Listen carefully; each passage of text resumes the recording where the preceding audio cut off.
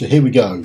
2 cheap archers down, facing left and right, Idril and Ismi. They are there to take out the healers that come round to heal the mobs that come down. That's all they're there for. They take more physical damage than they do magic. They're brilliant for this, they're nice and cheap. The third thing we place down is Olag. He's our cheap tank. He goes down for 18 cost, facing forward. If you can find a way to save yourself a bit of coin, do so. Now the next one to go down is my Lasser. He's a cost of 17. He's going down to the right of the boss, to the tank, and he's going to do the AoE for the mobs that come down. We get the smaller, more AoE type mobs on the right, and we get more single target and larger mobs to the left. So Nox goes to the left, being the single target dealer, and then that's it, nicely done for us. We're then waiting on our healer. We put a healer up on the next rung up, facing to the right. Now let's talk about the boss. Okay, now we need to talk about the boss, or the mini boss.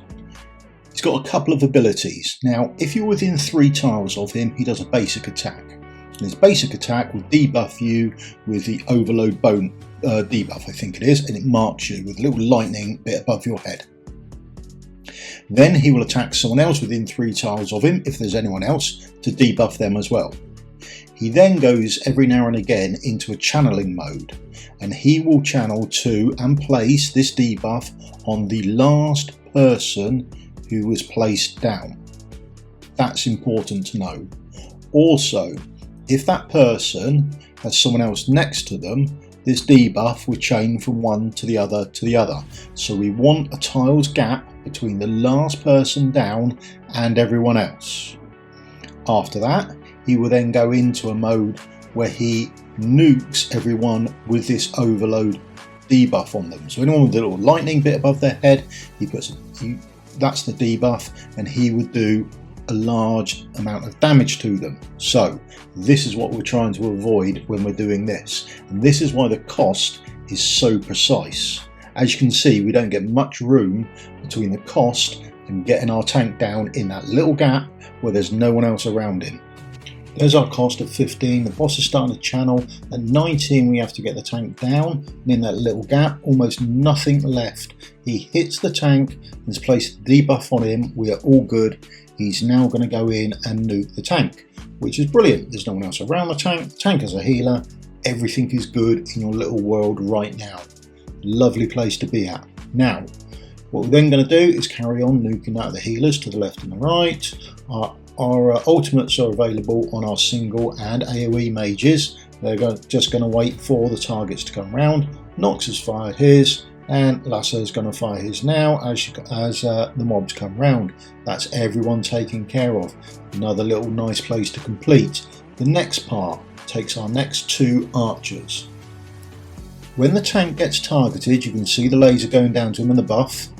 We now place our archer up to take care of the ad that's just walked in. As soon as they've taken care of them, we pull our archer back and we put our next archer on, targeting the ad, not the boss. Leave the boss alone at the moment, because if the boss hits 70%, he does like an AoE version of where he puts a debuff on everyone, and we want to get rid of everything else first. So we leave the boss above 70%. Idril can do a little attacks just to bring his health down a touch, but essentially we leave the boss alone. Boss goes into his channeling phase, he targets the tank, he nukes the tank, the healer heals everything back up. It's all nice and easy for us. This is the last start of the ads coming round, so this should take us to 29 of 30 enemies dead. So the healers have gone. On the left hand side, we'll just finish up on the ones on the right hand side. Nox is just going to use to nuke out the ads coming round on the left, and then when the ones on the right, the pack on the right comes down, Lasser will use his. Now you can see the boss has moved down, so we're a little more dangerous now, and as the boss has targeted the tank, now move one of our archers up over to the left hand side and we can start damaging the boss. Got to be careful because we want the boss damaged to 70%, but not while the other mobs are still alive. So we want to hit our 29 out of 30, then our archer goes up and nuke the boss to 70 as fast as we can. So there's the boss doing his channeling. We'll wait until that's done, get that out of the way first, Now we can put up our archer, and we can start hitting the boss, taking the boss down past 70%. At 70%-ish, he'll become invincible, and he'll start sitting down, and he'll start channeling, and then he'll mark everyone up with the lightning. Now everyone's got that debuff, he's going to channel again and do a massive amount of damage to them, and he heals off the damage he's done. But we're going to remove everyone so he doesn't get the heal done. So we're removing everyone who's not going to be in line with the healer. So the healer's healing everyone up there, the boss will do his damage, we can take that, and we remove the tank now. The reason for this, we're going to place another tank down. So it's the last person placed down. So we place down DPS, then we place down a tank. Place a tank down in a nice space where there isn't anyone around him, and then we can carry on DPS and the boss. Boss takes a bit more DPS, he's going to target the last person down. So he targets the tank, and he got a shot off at our archer. It's no great biggie. We're taking him down to the 40% anyway, which is where we want him. And at that point there, he'll do his invulnerability thing again.